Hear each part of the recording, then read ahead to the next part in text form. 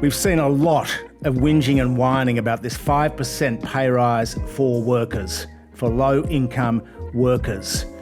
It's unsustainable, it's unaffordable, they cry. We just can't afford it, says Scott Morrison.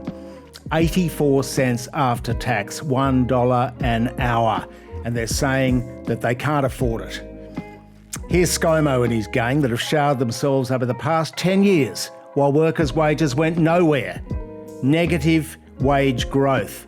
30% pay rises for these politicians. There's plenty of money about.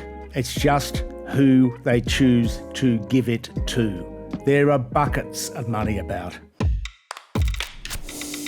Now, what we know is that they give it to companies, to large corporations, not to people. You've only got to look at JobKeeper, $80 billion, $40 billion of it squandered on companies which didn't need it. Big media companies producing record profits, Harvey Norman, foreign multinational companies, Gucci and Prada, Italian fashion houses. They all got it. It didn't go to workers, it went to companies. And a lot of that went to dividends and bonuses. It went to cash reserves. It didn't go to the economy where people spend it, ordinary people. So we've got a story today about the Reserve Bank because the interest rates are the central focus at the moment. We've identified $406 billion sitting on deposit, held by the Reserve Bank on behalf of the big banks. $406 billion, almost $500 billion, almost half the debt that the coalition has racked up in the past 10 years, just sitting there on deposit. Now, it didn't used to earn any interest, but suddenly the Reserve Bank, very quietly, and nobody is on to this, they've suddenly put a 0.25% interest rate on it. That equates to $10 billion in interest payments a year being made by the Reserve Bank to the big banks. Now, why did they give them this interest rate?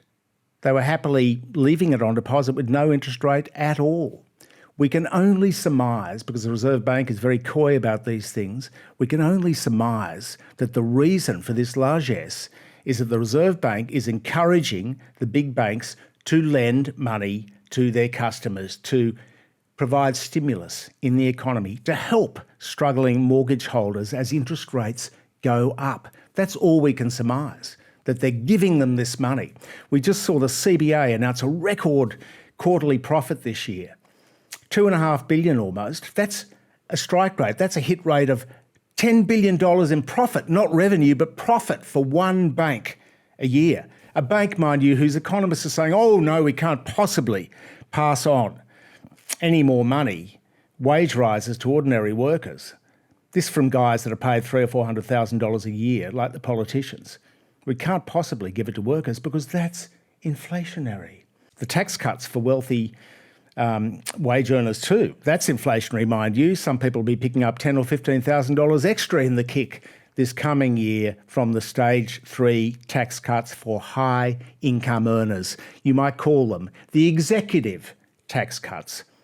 Well, they don't deem that to be inflationary, but giving money to workers, oh, can't do that. That's inflationary, they say.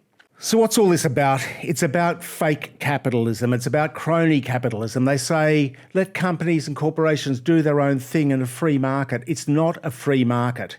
In the GFC, we always suspected that the government would step in and back the banks if they were in crisis, and they did. In the GFC, they got deposit guarantees, sovereign funding guarantees. They can't go bankrupt. They can't go belly up. They are a sacred cow, protected by us, the taxpayer. Their risk is underpinned by you and I. Is that capitalism? Is it capitalism to say these companies are special? They can still pay themselves gigantic executive bonuses, but they can't go broke because we're carrying their risk. So what happens then in the event that inflation does go to 10%, as some people are saying, and that interest rates, mortgage rates, go to 5%? What happens if there's a rash of housing defaults? It's quite clear that the government, whoever it is, whether it's Liberal or Labor, are not going to let the housing market go. This is the biggest, most cherished, most protected, pampered market that there is in Australia, the great Aussie home loan market. So they are not going to let it go. So what does that mean?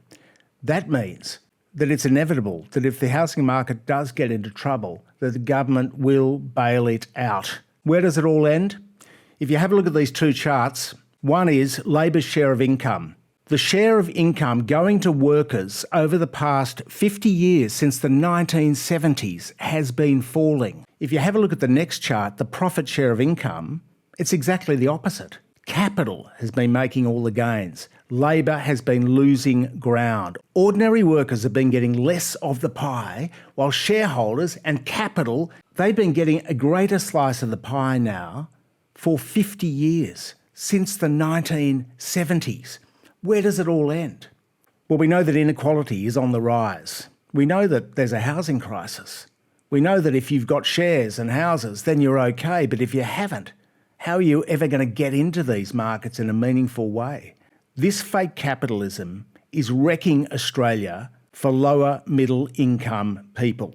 The money is going to people who already have money. They're saying we can't afford to give workers a wage rise. But if they don't, then you're going to have a huge underclass of people that cannot afford to spend money in the economy. And in the end, this voodoo economics, this fake economics, where you starve the lower part of society and reward lazy capital at the top of society, people who aren't working for it, just growing, less money gets spent through the economy, and that means less economic growth. It's pretty simple. You have to look after workers. If they have money, they will spend it.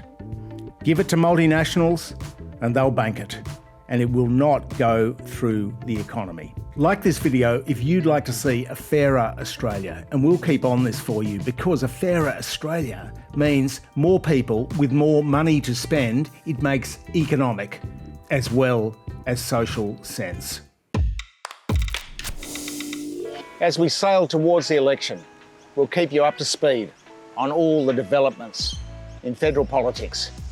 We'll try to get you the real story, not the exclusive